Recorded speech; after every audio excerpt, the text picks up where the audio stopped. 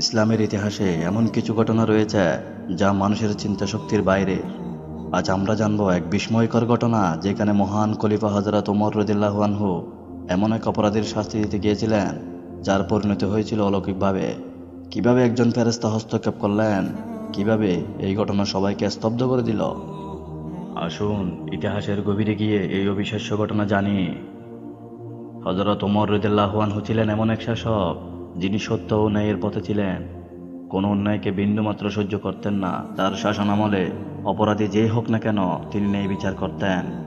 একদিন এক ব্যক্তি এসে অভিযোগ করল যে এক ব্যক্তি তার জমি জোরপূর্বক দখল করে নিয়েছে। হযরত ওমর রাদিয়াল্লাহু আনহু অভিযোগ শুনে বললেন, যদি এটি সত্য হয় তবে আমি তাকে এমন শাস্তি দেব যা সে কখনো ভুলবে না। তিনি সৈন্যদেরকে নির্দেশ দিলেন সেই ব্যক্তিকে ধরে আনতে। অপরাধীকে ধরে আনা হলো এবং সে নিজেকে নির্দোষ দাবি করল। কিন্তু হযরত ওমর রাদিয়াল্লাহু আনহু জানতেন এই ব্যক্তি অত্যাচারী এবং সেই মিথ্যা বলছে।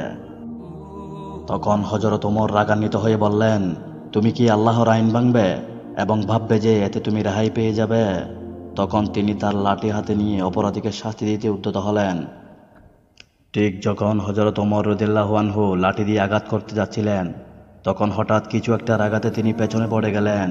তিনি অবাক হয়ে গেলেন, কারণ কেউ তার আশেপাশে ছিল না যে তাকে ধাক্কা দিতে পারে। তিনি উঠে দাঁড়ালেন এবং আবার আঘাত করতে গেলেন, কিন্তু এবারও একই ঘটনা ঘটল, যেন কোনো অদৃশ্য শক্তি তাকে থামিয়ে দিল। সবাই হতবাক হয়ে গেল, কেউ কিছু বুঝতে পারছিল না। তখন হঠাৎ এক গায়েবী আওয়াজ শোনা গেল, ওমর থামো, এই মানুষটি তোমার জন্য নির্ধারিত নয়। হযরত ওমর রাদিয়াল্লাহু আনহু বিস্মিত হয়ে গেলেন এবং বললেন, কে কথা বলছে? কিন্তু তিনি কাউকে দেখতে পেল না। সাহাবীরা ভীত ও বিস্মিত হয়ে গেলেন, এ কি আল্লাহর কোনো এক বিশেষ বার্তা? তখন হযরত ওমর রাদিয়াল্লাহু আনহু বুঝতে পারলেন এটি কোনো সাধারণ ঘটনা নয়, বরং আল্লাহর পক্ষ থেকে এক বিশেষ ইঙ্গিত। প্রিয় দর্শক, এখানেই কিন্তু ঘটনা শেষ নয়, এর পরিণতি আরও চমকপ্রদ।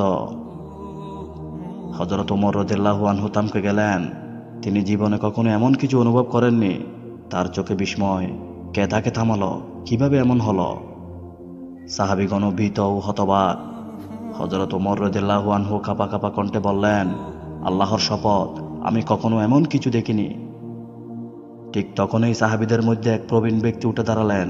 তিনি বললেন, হে আমিরুল মুমিনিন, আমি আপনাকে সতর্ক করছি, এই মানুষটি হয়তো এমন কেউ যাকে শাস্তি দেওয়া আল্লাহর ইচ্ছার বিরুদ্ধে।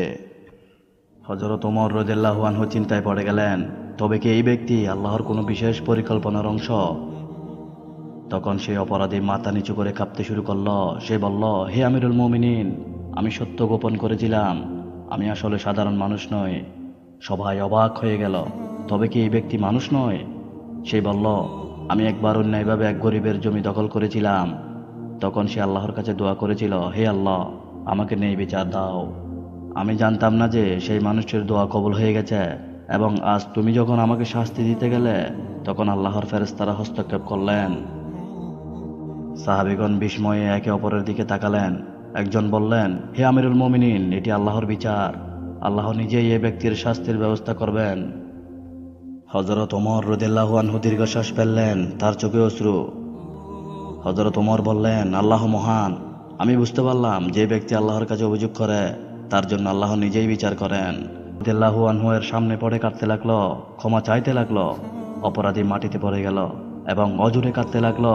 সে বলল, হে আমিরুল মুমিনিন, আমি আমার গুনাহ স্বীকার করেছি। আমি জানি আজ যদি আপনি আমাকে ছেড়ে দেন তবে আমি হয়তো মানুষের শাস্তি থেকে বেঁচে যাব, কিন্তু আল্লাহর শাস্তি থেকে।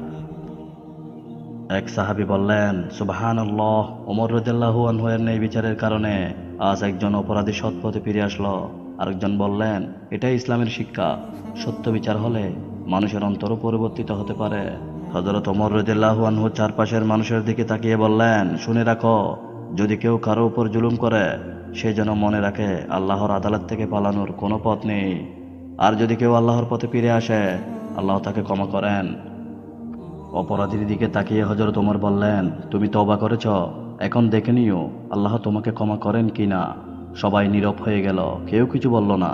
শুধু এক অনুভূতি চারদিকে ছড়িয়ে পড়ল, আল্লাহর ভয় এবং ন্যায় বিচারের মাহাত্ম্য। প্রিয় দর্শক, আমরা চেষ্টা করি ইসলামের সত্য ঘটনাগুলো আপনাদের সামনে তুলে আনতে। যদি আমাদের ভিডিওগুলো আপনাদের ভালো লাগে তাহলে অবশ্যই একটা লাইক দিয়ে আমাদের চ্যানেলটি সাবস্ক্রাইব করে দিবেন। আসসালামু আলাইকুম ওয়া রাহমাতুল্লাহ।